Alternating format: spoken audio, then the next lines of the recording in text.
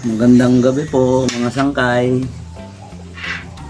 Meron po akong project dito malapit sa bahay namin. Walking distance lang po sa lugar ng CA, Las Piñas City. Meron po akong ginawa na apat na palapag. Ang ilalim ay gagawing parking space dahil nakabili ng kotse ang may-ari at gagawin niyang parking space. Napagplanuhan namin na buksan ang ilalim, tanggalin ang wall, at ang plano ko ay lagyan ng additional column ang bawat side para protection ng bahay. Laki ng column o poste ay 15 by 40 cm. Tapos ang bakal niya ay 16 mm at 8 piraso na bawat isang poste. At ang lalim niya, ang bottom ng foundation ay 1 meter. Tapos ang pinakaluwang niya ay 70 by 70. Tapos tinimplahan ko siya ng halo na Class A na 1, 2, 3. Maganda naman ang kinalabasan. Ang pag-renovate, kasama na rin ang overflow ng septic tank kasi hindi na gumagana ang overflow ng septic tank nila. Kaya nag-layout ako ng panibagong septic tank na overflow na 2 tubo ang nilagay ko.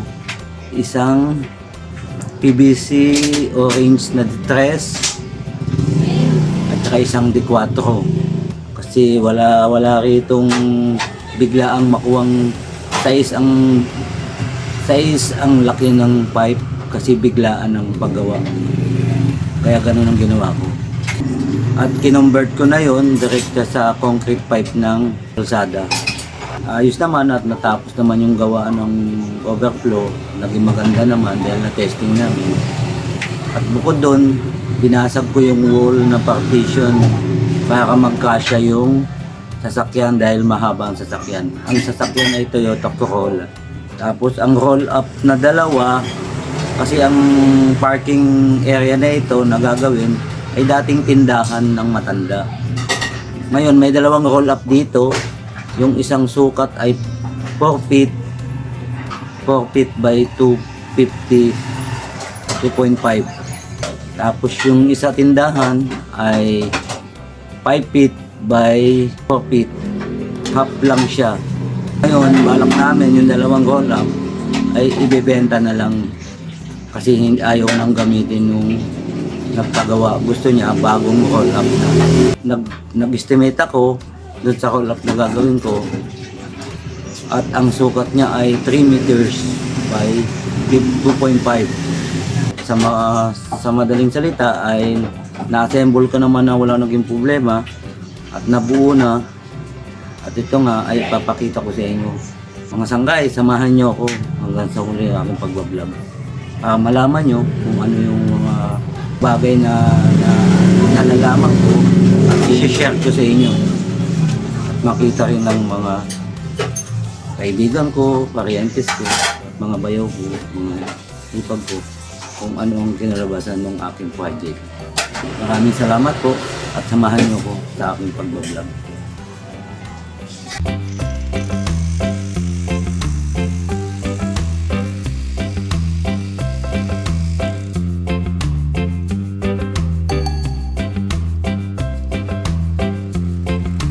Guys, ito ngayon ang bago kong project. Mga sangkay. Good afternoon sa inyo. Ito yung 2 kong kasama. Si Batang.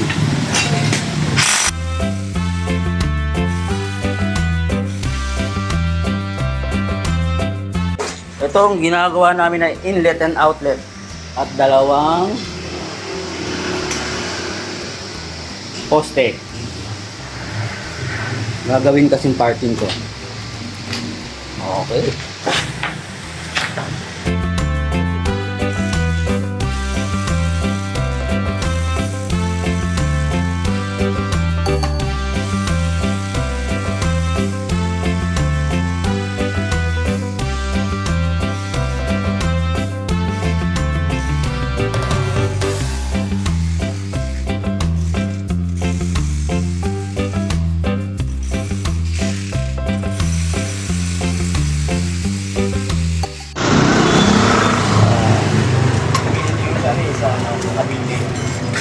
Sanggay, ito na yung pangalawang ginagawa kong poste. Bakal niya 16 mm, support apat na 10 mm.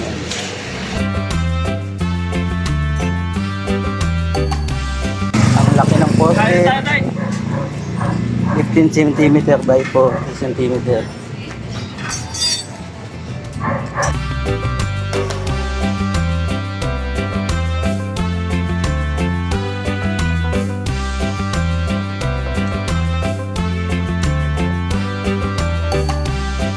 Ito po ang 205 na to ay overflow ng septic tank. Lalagyan namin dalawang poste rito sa dalawang kanto para support ng beam, dahil itong wall na yan ay tatanggalin namin at magiging parking area to. Dati itong tindahan na sari-sari store at gagawing parking area. Tapos itong glass door na ito ay tatanggalin.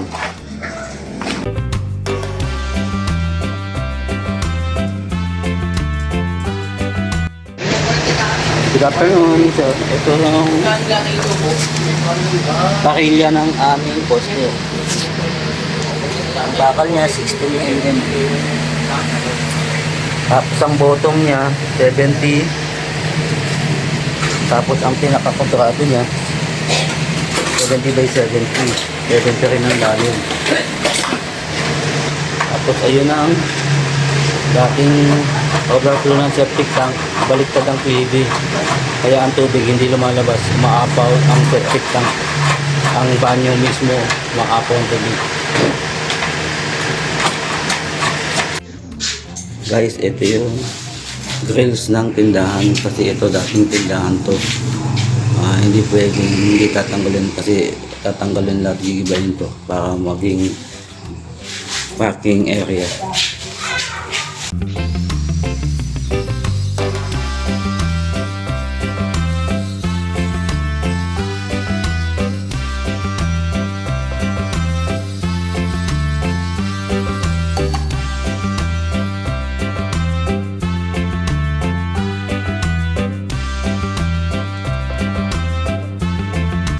Kasi hindi masyado makapasok yan kasi malaki.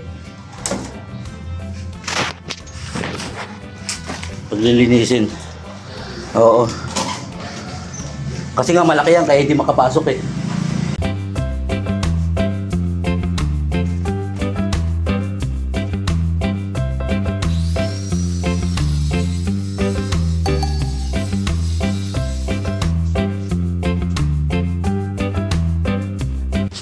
Dalawang nilagay ko na. Tapos ito gagawing manhole. Oo. Akong manhole para dito sa project ko na overflow ng septic tank. Ginawan ko siya ng ano para dito dadaan at dito ako case na may problema dito.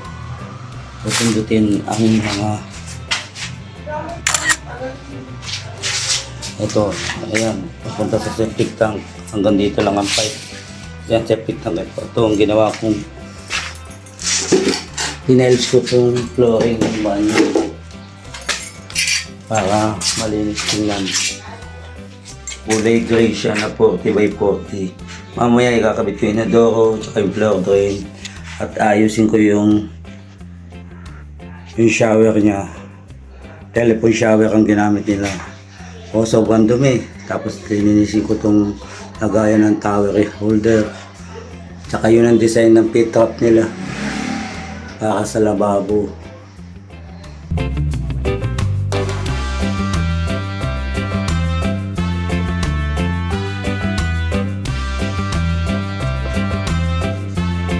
Tapos itong aircon nito, wala namang gamit na to dahil open na itong area na ito, parking area. Tatanggalin ko na para makapasok ang hangin na galing dito sa pinto. At mamaya itong wall na ito, itong wall na yan ay tatanggalin na yan. I-demolish ko na mamaya yan para ma-open na itong area para makapasok ang sasakyan. At ito yung poste na i-layout ko yung nakatukod sa bigo. dalawa yung kabilaan. At least makakatulong yan sa support sa biga at sa bahay. Kasi nga itong gulay ito matatanggal. Okay.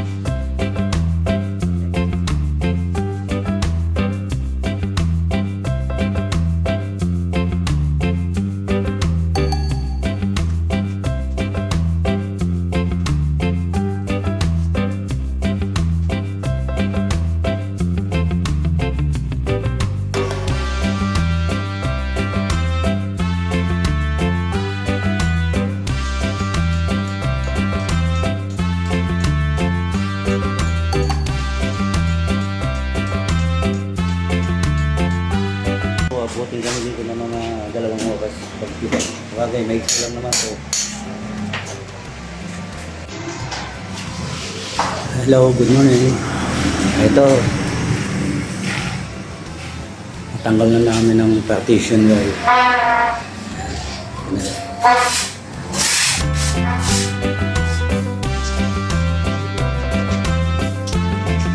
Anyo, na-tiles ko na yung flooring. Naikabit na yun doon. Pati pinto na ikabit na. Tapos tinanggal namin. Tapos na-open na yung area. Kaya nawala ng partition wall. Ngayon dito na ipaparking sasakyan. Ngayon, ang susunod kong gagawin ay itong roll up.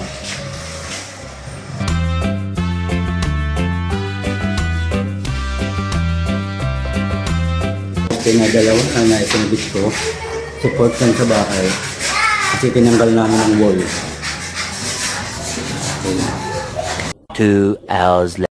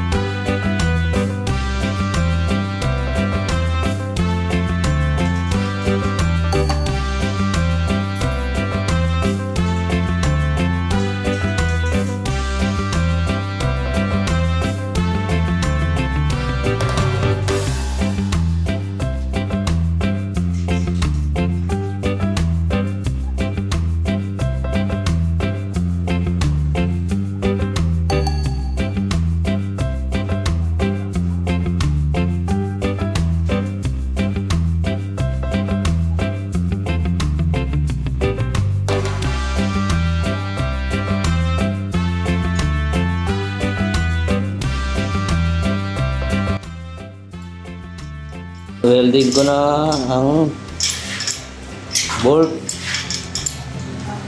Tapos sinilpak ko ng spring. Ipitan ko na ngayon.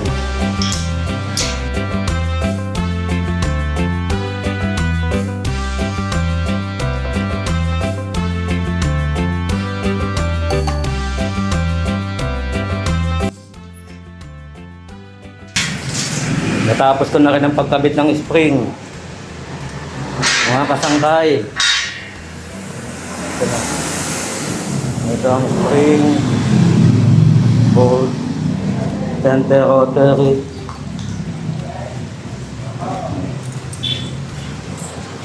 Ang susunod naman ang pag-welding ko ng flat bar.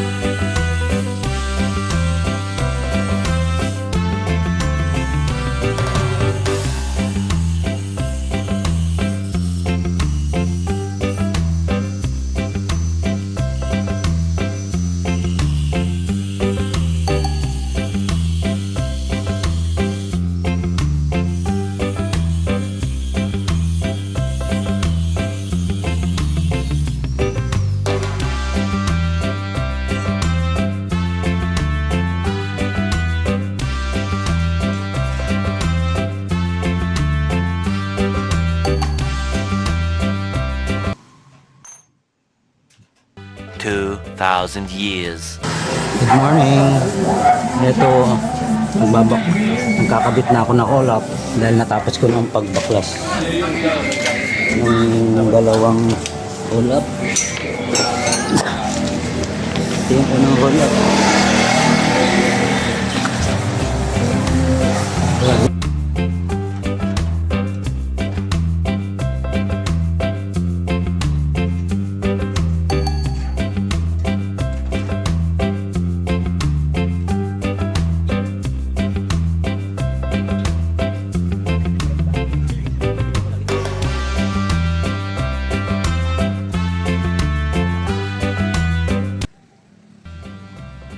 Arrow. Nakahagari pa ni Mama. Nakahagari pa ni Mama. Di ba? Oh.